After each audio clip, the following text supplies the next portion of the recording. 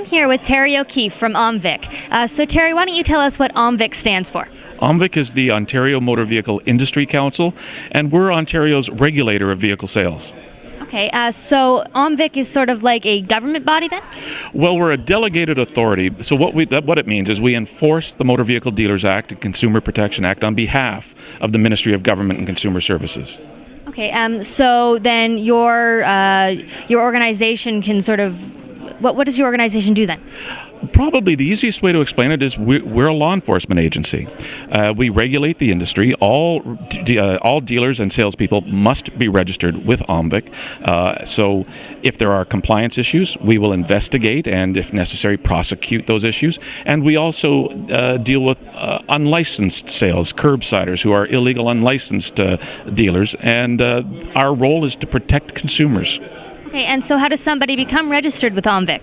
There's a number of different steps. If you wanted to become a salesperson, first you have to pass the OMVIC certification course. It's a course in automotive law and ethics because there are a lot of regulations that govern this industry, and of course you have to know what those are if you're going to operate with compliance. Once that's done, you send your application into OMVIC. There's criminal background checks, those kinds of things. If you're applying to be a dealer, they're going to look into the financing behind the dealership.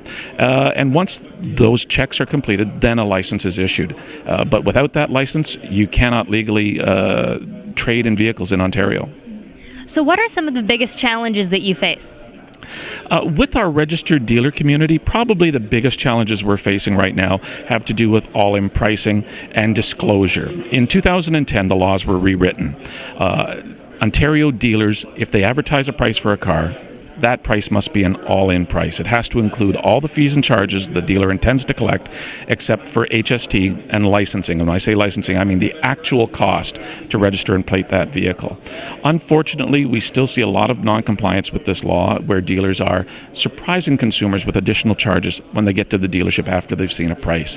That's illegal, and it will be dealt with. If you went on our website today, looked under enforcement, you would see a list of dealers that we've had to unfortunately discipline, and that's the name of the process, the discipline process, due to the non-compliance. And the other area is disclosure. At the same time that the all-in pricing laws were introduced, they introduced laws on disclosure. For example, if the vehicle was a former daily rental that hasn't been owned by someone other than the dealer and the rental company, that must be disclosed in writing on the bill of sale. Accident or collision repairs in more than $3,000 must be disclosed in writing. And so we're still seeing some dealers non-compliant with this, and when that happens, we have, as the regulator, we have to take steps to address it. And so this isn't really just to protect consumers, though, is it? That's a great point. No, it's about creating a fair and informed marketplace and a level playing field for dealers. Because if you were a dealer and I was a dealer and you're advertising your cars with all-in prices and I'm not, I've got all these hidden fees, in the advertisement, your car is going to look more expensive than mine, when in reality it's not. I'm just going to surprise the consumer when they end up at my dealership. And that's not fair. It's not fair to the consumer, and it's not fair to you, the compliant dealer. So yes, you're right. It's not just about transparency for consumers. It's about creating a level playing field for dealers. So what kind of protections are in place for consumers then?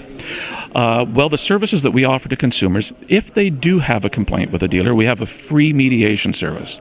We have a team of 10 staff, and they will assist the consumer to try and find an amicable solution. If that doesn't work, we have 13 inspectors across the province who inspect all dealerships and 16 investigators who can, if necessary, lay charges. And we have 7 lawyers on staff who act as prosecutors if we have to lay charges. But I think one of the biggest protections for consumers is the compensation fund, the Motor Vehicle Dealers Compensation Fund. And should a consumer suffer a financial loss as a result of a trade with a registered dealer, for example, let's say that I'm a consumer and you're a dealer and I left a $1,000 deposit with you for a car, and unfortunately you went out of business tonight. That consumer could get the $1,000 back from the compensation fund, and the fund will actually pay up to $45,000 per claim. Okay, well, thank you very much for talking with us today. It was my pleasure. Thank you. Thank you.